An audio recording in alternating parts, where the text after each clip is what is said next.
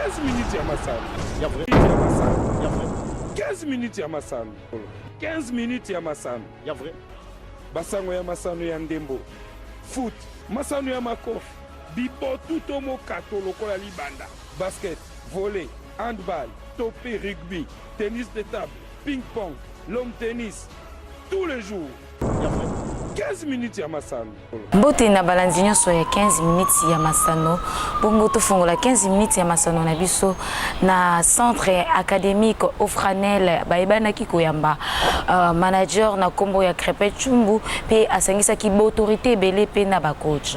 Na judo tranche d'âge junior bazo préparer Jeux olympiques oyo kozala organisé na kati ya République démocratique du Congo. CG ya Dari Motema Pembe na kombo ya José Manzeku apesaki message na bana de Sampi. 15 minutes ya masano. Ya vrai. Jamais ezala, jamais salama na TV moko awa na leo. Mikoleleki centre académie Ofranel baebaki na koyamba manager camerounais na kombo ya Crépin Tshumbu asangisaki malobate na micro ya 15 minutes ya masano. Le but d'être venu ici pour Ofranel, c'est de transformer Ofranel, faire devenir Ofranel voir le meilleur centre en RDC, pas seulement à Kinshasa, et d'être un modèle, une référence au niveau de l'Afrique.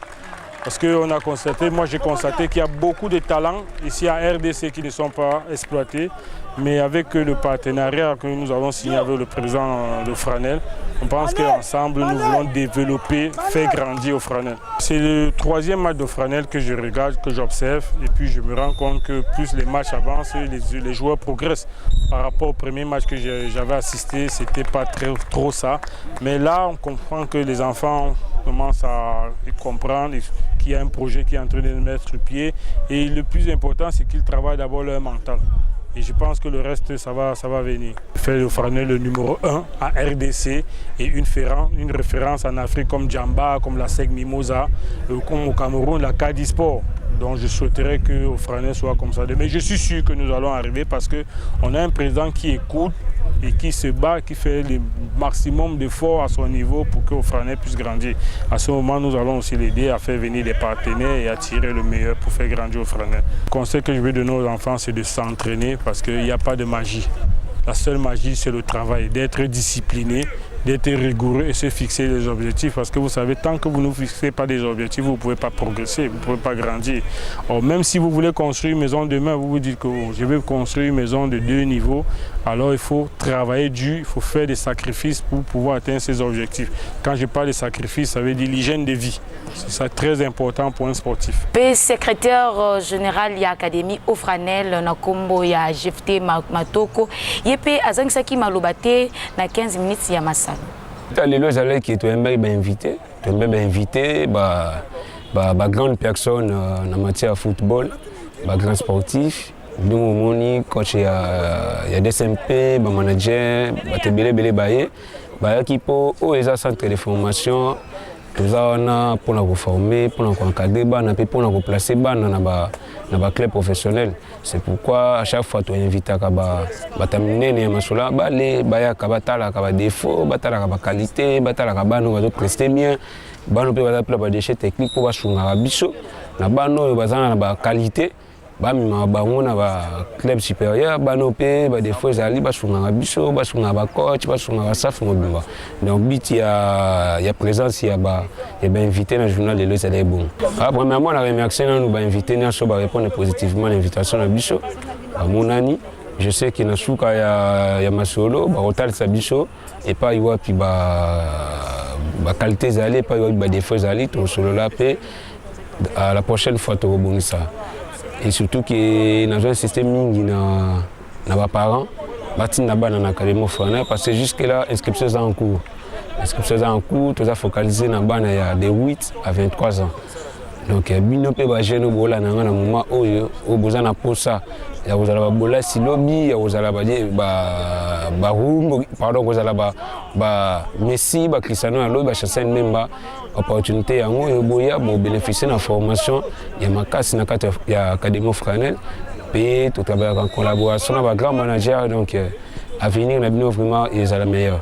Bajudoka batikali pe simate bajudoka ya tranche d'âge junior bazali na kati ya préparation ya Jeux olympiques oyo kozala organisé na kati ya République démocratique du Congo bongo tolanda ba réaction na bango.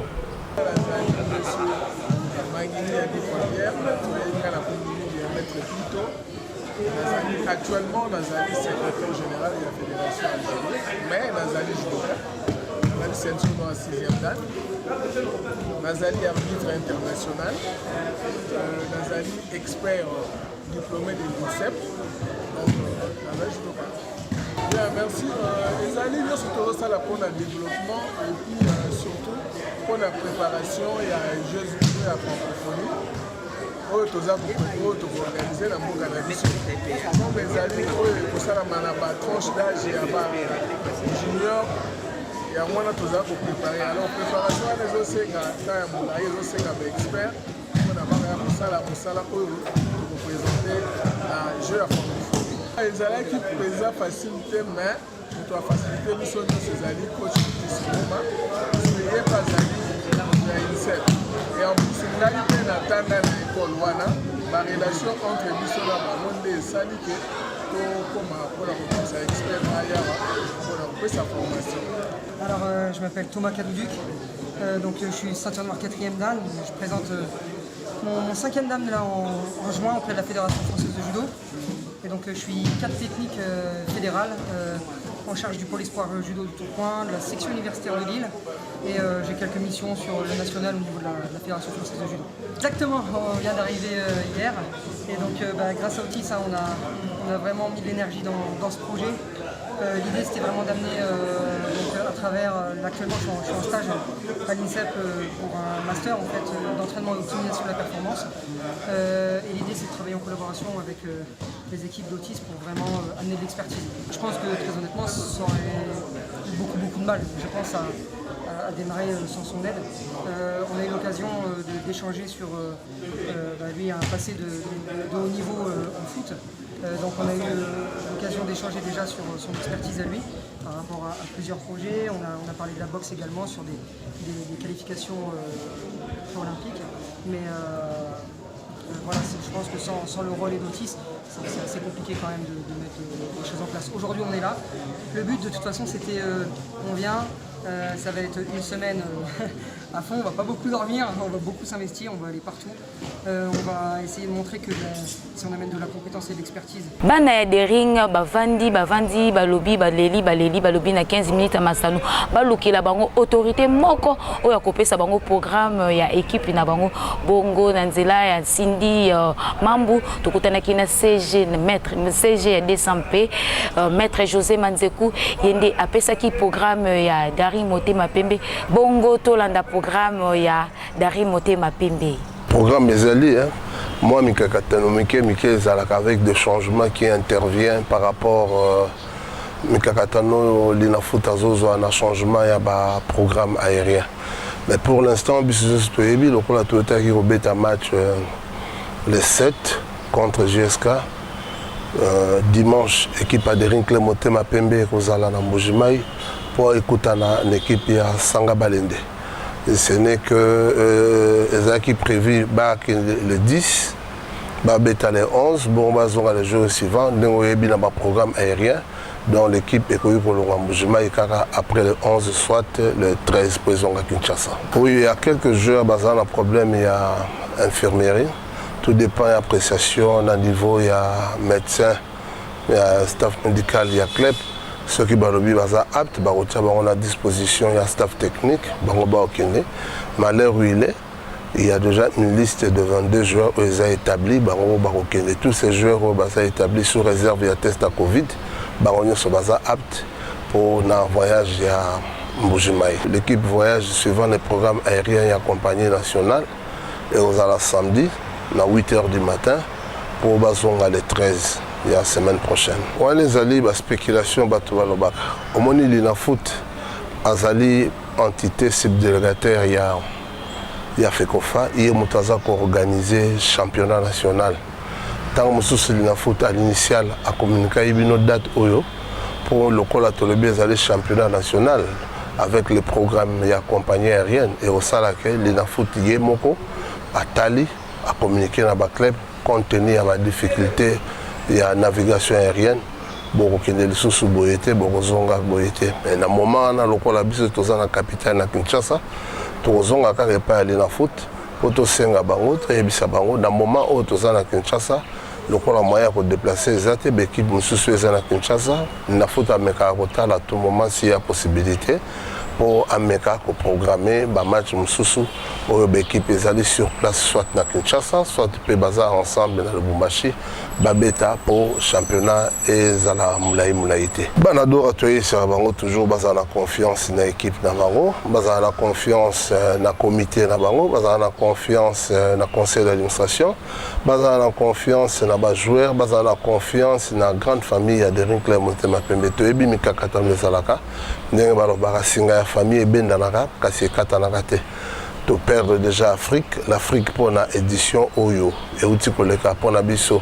Et comme histoire, makasi na biso nyonso attention eza focalisé na résultat oyo tokozwa na phase finale ya championnat na suka championnat na biso pour toyeba kozala classé na hors utile pour tozonga na nzela ya Afrique. Page rose mbotama elamu na ndeko na biso Vinciana Mwanda vainqueur abakisi une année de plus na ye yango 15 minutes masano etomboli mbotama elamu nzambe abatela yo abakisa yo makambo ebele mbotama elamu lisusu.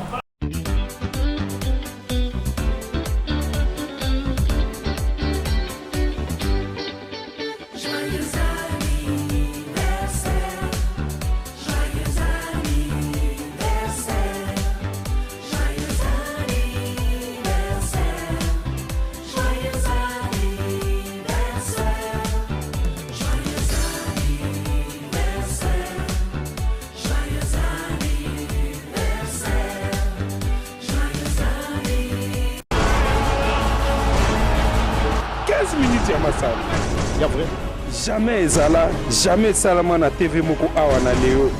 Tokomi na suka ya magazine na biso 15 minutes ya masano ndenge tozalaki na bino pende tokomi na suka nzambe abatela biso nyonso pe tokutani mbala ya sima. 15 minutes ya masano. Ya vrai. 15 minutes ya masano. 15 minutes ya masano. Ya vrai. Basango ya masano ya ndembo.